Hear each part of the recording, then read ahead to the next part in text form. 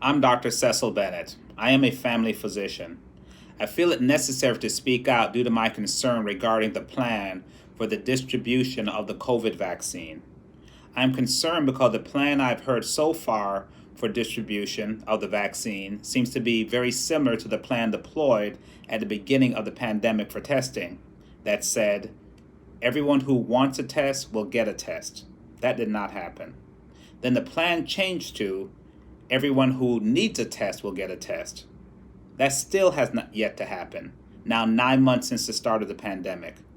President Truman once said, "The only thing new is a history we do not know." Did we forget not just the history from 9 months ago, but just from yesterday, with cars lining up in parking lots and people waiting for hours to be tested? At the time, the COVID testing plan called for the training of new workers, setting up tents, and having results back in 24 to 36 hours. By any measure, that plan did not work. 9 months later, the lines are still long in many places. Results in some places take over a week, and only about 200 million people have been tested in the last 9 months. To get to herd immunity, where we have to get to, about 250 million people will need to be vaccinated twice 1 month apart. That's 500 million doses in a 6 month period if all goes well. And what is the plan we've heard so far, or announced so far? Train new healthcare workers and set up tents in parking lots. The plan for the vaccine distribution seems to be the same failed plan for COVID testing, with one exception. Minnesota would go from this last summer for COVID testing to this in the months to come for vaccine distribution. I am sure that President-elect Biden and his COVID advisory team would not want the memories of Americans during his first month in office to be images like this. Let's look at what is necessary for a successful vaccine campaign.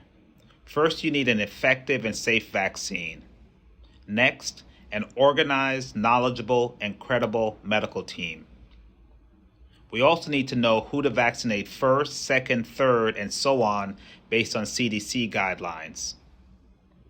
Having vaccination sites in all parts of the country, from the poorest areas to the richest areas.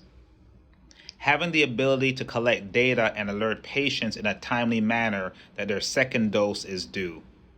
Control the cost of distribution of the vaccine, stay on budget. And finally, delivering the vaccine in a timely manner.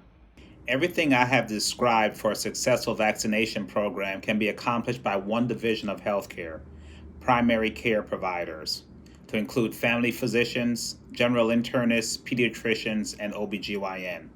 Our group comprises over 300,000 physicians. We are organized, knowledgeable, and credible. Our patients know and trust us. There's no one better than us to cut through the politics, fears, and conspiracy theories about vaccinations. Because we have years of relationships with our patients, knowing who to vaccinate first, second, third, etc., is very easy for us to accomplish.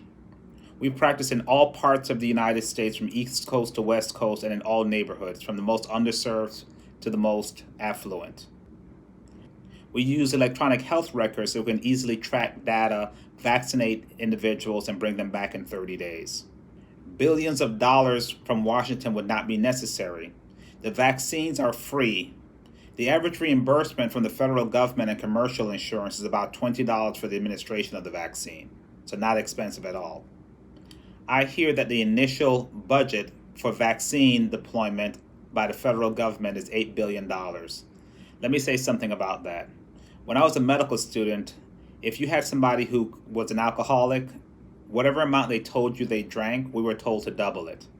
When it comes to the federal budget, whatever amount we're told that a program will cost, you triple it, and then you double it. Finally, as far as delivering the vaccine in a timely manner, based on our current daily flow of patients, the average PCP can vaccinate 1,000 patients in 2 months. 300,000 providers times 1,000 vaccines means 300 million Americans vaccinated in 2 months. 300 million Americans getting 2 doses will take 4 months. Let's look at a typical visit with your family doctor. It's good to see you today. How's everything going? going kind of slow, moving a little slow these days. I need you to also know that the new COVID vaccine is available and we're recommending it to our patients. What are your thoughts about that? I'd probably have to think on that a little bit. I don't get a little more information. I'm not too quick to take vaccines. Why is that? I guess I don't really believe what the government puts out. I don't trust them. I don't trust a lot of things read. Man used to say, only believe half of what you see and nothing you read. So Okay. Are you concerned about the safety or the Yeah. effectiveness of the vaccine as Yes, well? I understand there may be some, concern about safety and efficacy. I've read on the internet about conspiracy theories. They plan on putting stuff in there to track you and all that kind of stuff, but I don't know. I just don't know. Okay, well, how long have you been my patient now, Walter? About 17 years, I believe. Okay, so we've been friends for that 17 years, or you and me coming back for the 17 years. And during that time, I've always tried to let you know what are the benefits and the risk of any type of treatment option. And I always hope that you realize I do whatever I believe is best for you. I do believe that. All right. Now, when it comes to the safety and effectiveness of the vaccine, you should know that the vaccine is very safe. In the clinical trials that have taken place over several months now, the vast majority of patients have had no significant side effects. If any significant side effects would develop, it's usually within the first 6 weeks, and we're well beyond that window now, and so far the vaccines have proven to be safe. The next issue, as far as efficacy, greater than 90% of the patients who've had the vaccine are showing immunity to the virus, so that's very good. When it comes to conspiracy theories, there's a lot of stuff that you can read on the internet, but I hope that you would more trust our relationship than what you actually read on the internet. I would. So given what we just discussed, do you believe that this is something you would do today? If you suggested it, I would. Okay, well, I appreciate that. So we'll go ahead and get Mildred, we'll give you your vaccine. Know also that we're gonna record the vaccine in the electronic health record, your first dose today. In about 30 days, we'll bring you back for your second dose. We'll get an alert to know that you need to come back, and we'll record that second dose as well. That way in the future, we have documentation of when you actually received the vaccination, okay? That sounds good. All right, good to see you. I'll be back in after Mildred gives you your vaccine. All right, so thank you. Good morning, Ms. Edson. Good morning. How are you this morning? Doing fine. What about yourself? I'm doing great. We're gonna put this in your left arm, okay? There is no need to stand in long lines at a pharmacy when the vaccine can be administered during routine office visits. Okay, we're gonna roll up your left sleeve, and this goes in the muscle. Is that high enough? That's high enough.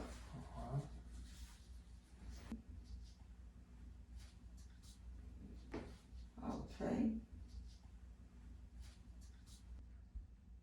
Okay. You're all done. Thank you, ma'am. You're welcome. A special thanks to my patient and friend Walter Edson and my medical assistant of 18 years, Mildred Vaughn. We gave Mr. Edson his tetanus vaccine, by the way, was not the COVID vaccine. Getting this done does not require a military special operations. It just requires respecting the value of PCPs and giving us the space to do what we have been doing for the last 100 years, serving our patients. Family docs don't get TV shows like ER doctors and surgeons do. We're considered to be boring. We don't do drama, we do relationship. We don't do excitement, we do encouragement. We don't do politics, we do prevention. Mr. President and Mr. President-elect, this is the help America really needs to get back to normal. Please pick up the phone and call my friend, Dr. Ada Stewart. She is the president of the American Academy of Family Physicians, representing 130,000 physicians from the East Coast to the Midwest to the West Coast.